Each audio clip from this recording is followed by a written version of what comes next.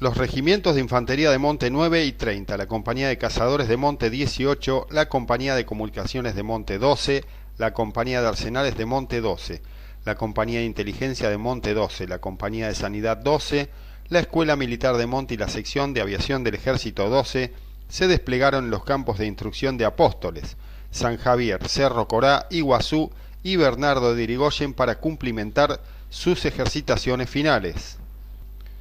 Las maniobras comenzaron con el alistamiento de casi 4.000 hombres y los más de 100 vehículos de distinto tipo en el asiento de cada unidad. Desde allí se desplazaron a los campos de instrucción donde ejecutaron marchas tácticas, ejercicios de combate, tiro con munición de guerra, etc.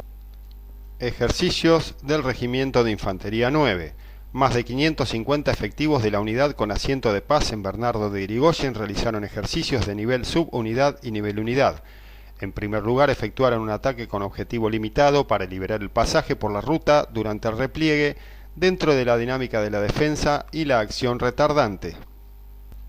Además, llevaron a cabo un ataque de nivel subunidad con apoyo de morteros 81 mm para neutralizar al enemigo, bases de fuego cercanas y lejanas, apertura de brecha dispersiva y posterior asalto a la posición, combinando sectores descampados con áreas dentro del monte.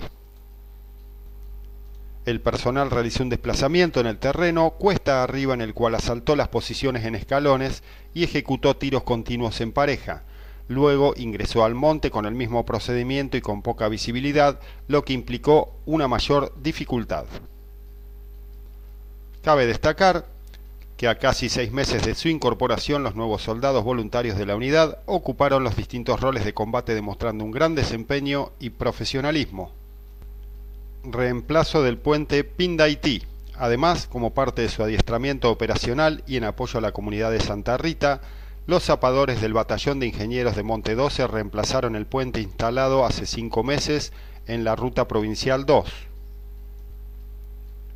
La unidad, con asiento de paz en Goya, provincia de Corrientes, desarmó un puente táctico M4T6, construyó estribos para los apoyos de un puente de 8 metros de alto y armó un puente Mavey Compact 200 de 58 metros de longitud sobre el arroyo Pindaití, que permitirá el paso de vehículos de hasta 25 toneladas.